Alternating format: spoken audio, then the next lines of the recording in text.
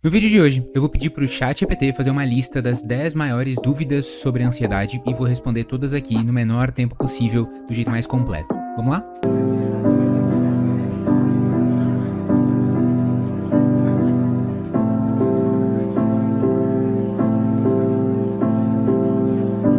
Tô aqui com ele e vou pedir.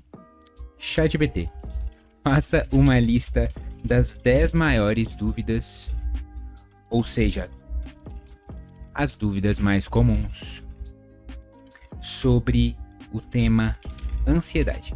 Bora. Perfeito. Vamos responder? Caso você não me conheça, eu sou Henrique, psicólogo e um dos fundadores da Eureka, a maior rede de terapia hoje do Brasil, e a nossa marca é descomplicar esses assuntos de psicologia de um jeito fácil que todo mundo entenda. E se você quer esse tipo de conteúdo pra sua vida, se inscreve aqui no canal. Vamos pra primeira pergunta? E a primeira pergunta é: o que é a ansiedade? A ansiedade é uma emoção natural que todo ser humano tem a capacidade de sentir. Ou seja, ela é uma emoção como alegria, raiva, nojo, tristeza. E sendo uma emoção, ela não pode ser considerada uma doença. Não é uma doença sentir tristeza, raiva, nojo, e também não é uma doença sentir ansiedade. E também por ser uma emoção natural, significa que ela tem uma função natural e ela pode ser útil. Do mesmo jeito que sentir medo tem uma utilidade, que é afastar você do perigo, sentir ansiedade também tem uma utilidade, que é afastar você do perigo que está no futuro. Isso porque a ansiedade é uma emoção natural que tem a função de apontar para você um perigo que está no futuro. Esse perigo pode ser real, ele pode ser imaginário, ele pode ser maior do que você acha ou menor do que você acha, mas de qualquer jeito a ansiedade aponta para o futuro e te diz: tem algo perigoso lá. E a ansiedade pode ser muito útil quando ela aponta para o futuro e mostra para você um perigo que é real e que você pode fazer algo para se preparar contra ele. Por exemplo, se está chegando a data de uma prova importante e você ainda não estudou, você vai sentir ansiedade, ou seja, você vai ter sensações no seu corpo, pensamentos de preocupação que estão apontando para o futuro, te dizendo: você vai mal na prova, você não estudou. Esse perigo é real? Sim, porque o perigo de não passar na prova existe.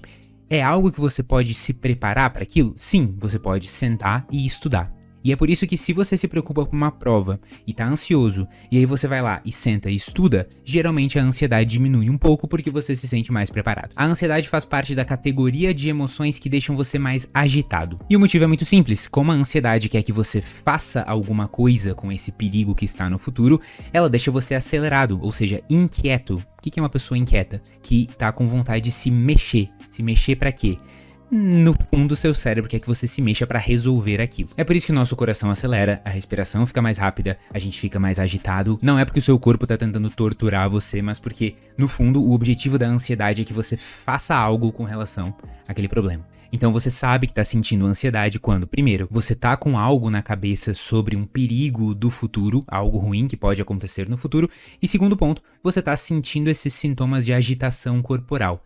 Desde sentir os seus músculos mais contraídos, estar inquieto fisicamente, respirando mais rápido, com o coração mais acelerado, é a mesma reação de medo, só que enquanto o medo tem a ver com o que está acontecendo agora no presente, a ansiedade é futuro. Isso já faz uma ponte boa para a pergunta número 3, que é: como diferenciar a ansiedade normal de um transtorno de ansiedade? E a resposta é que um transtorno de ansiedade é quando a ansiedade, que é feita para ser uma coisa útil, começa a deixar a sua vida paralisada e reduzir o tamanho da sua vida. Isso porque as pessoas que sofrem de ansiedade começam a desenvolver um padrão de comportamento que a gente chama de evitação, que nada mais é do que desmarcar os compromissos, deixar de ir nos lugares, deixar de fazer as coisas para não sentir ansiedade. Aquela pessoa que começou a sentir ansiedade indo no shopping, aí ela para de ir no shopping. Ela sente ansiedade pra sair de casa e ir pra aula. Ou seja, você tá tão preocupado com uma situação no futuro que você, em vez de se preparar para a situação e enfrentar,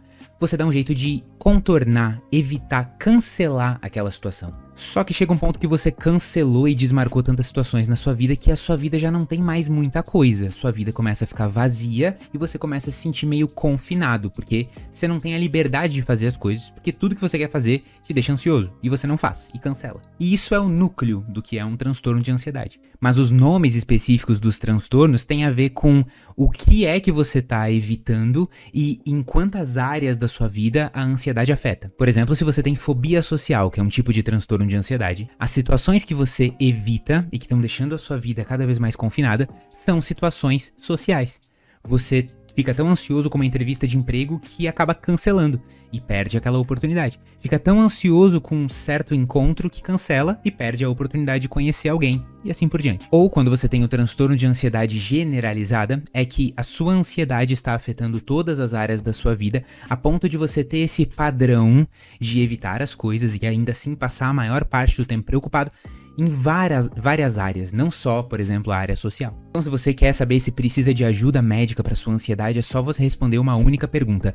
A ansiedade está fazendo a minha vida ficar menor e mais confinada hoje? Pergunta número 4. Quais são as causas da ansiedade? A gente divide as causas da ansiedade em causas genéticas e causas ambientais. Nas causas genéticas, algumas pessoas simplesmente nascem com traços de personalidade mais ansiosos. E isso é muito fácil de identificar. É só você olhar a sua história de vida inteira e observar se você costumava ser uma pessoa que sempre era menos de se arriscar, que sempre ficava com o pé atrás com tudo, que queria sempre o caminho mais seguro, que tinha medo de muitas coisas, ou se isso se surgiu mais recentemente na sua história.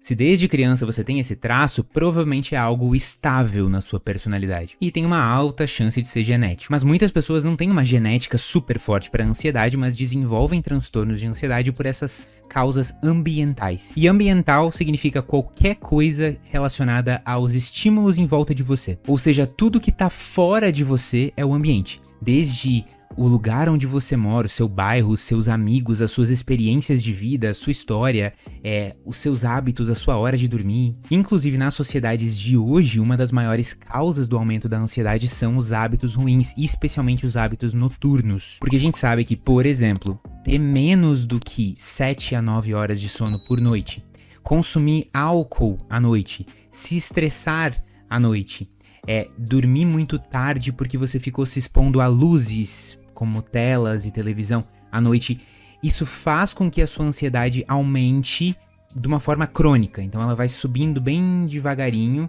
e quando você vê, você tá num nível altíssimo de ansiedade. E isso porque a qualidade do sono é um dos maiores fatores da regulação emocional do nosso cérebro. Ou seja, durante o sono é quando o nosso cérebro se coloca no carregador e a bateria vai voltando. Mas se você tem hábitos noturnos ruins, isso vai aumentando a sua ansiedade e você sempre tá mais cansado do que você conseguiu descansar naquela noite. E esse cansaço vai se transformando em ansiedade e assim por diante. Pergunta 5. Existem diferentes tipos de transtorno de ansiedade? Essa eu já respondi pra vocês. Existem. É só você procurar no Google DSM-5 transtornos de ansiedade e você vai descobrir a lista completa.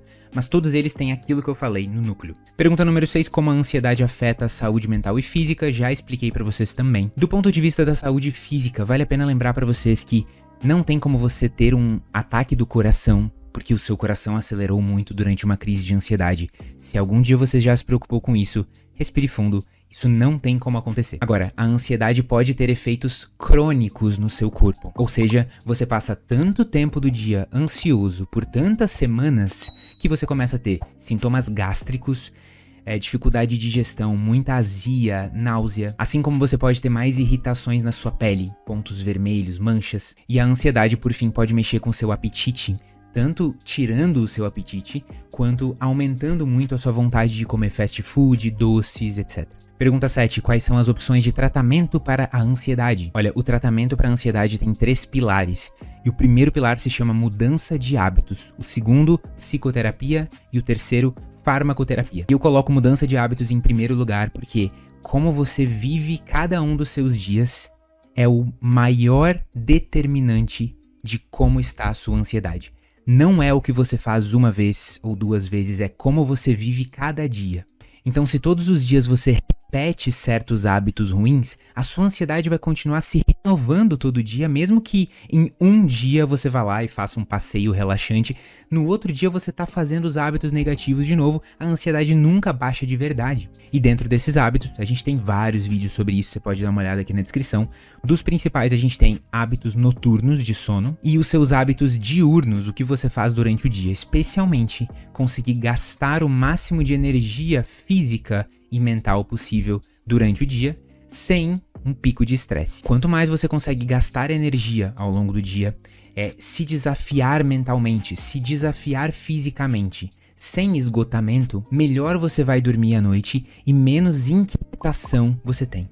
Muito da inquietação que a gente tem como sociedade moderna hoje é porque a gente faz trabalhos sedentários em que a gente fica sentado a maior parte do dia sem gastar energia, e essa inquietação é energia acumulada. Na parte de psicoterapia, eu recomendo você fazer terapia comportamental com o terapeuta da Eureka, inclusive tem aqui embaixo o link para você fazer a sua primeira sessão sem compromisso. E na terapia comportamental, o terapeuta vai descobrir exatamente quais hábitos estão faltando para você e te ajudar a colocar esses hábitos na sua rotina, além de ajudar você a lidar com os pensamentos ansiosos, esses pensamentos sobre o futuro, e te ensinar como conversar com eles de um jeito que eles não fiquem o tempo todo na sua cabeça te incomodando. Porque existem formas, sim, de dialogar com os pensamentos de um jeito que eles parem de ser aquela irritação constante. E na farmacoterapia, que nada mais é do que a terapia com remédios, você vai falar com um médico psiquiatra e ele vai avaliar se, no seu caso, seria bom ou não tomar remédios para a ansiedade. E no geral não tem perigo nenhum você tomar um remédio para a ansiedade, a não ser que você vá tomar de um jeito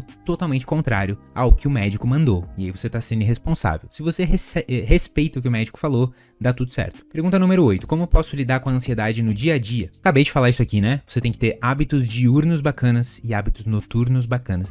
Também existem exercícios do tipo fazer escrita terapêutica, fazer respiração diafragmática, tirar alguns minutos do dia para fazer mindfulness, e tem outros vídeos no canal sobre isso aqui, mas certamente se você focar em ter uma rotina noturna relaxante e o período claro do dia, os seus hábitos diurnos durante o dia serem de uma vida ativa em que você se desafia e gasta energia, isso já vai melhorar muito a sua ansiedade. A pergunta 9 diz: a ansiedade é geneticamente herdada? A ansiedade como traço de personalidade, sim, mas ela não é totalmente herdada. Até porque se você olha para o seu pai e para sua mãe, você consegue ver que a sua mãe talvez seja muito mais ansiosa do que você, ou você é muito mais ansiosa do que a sua mãe.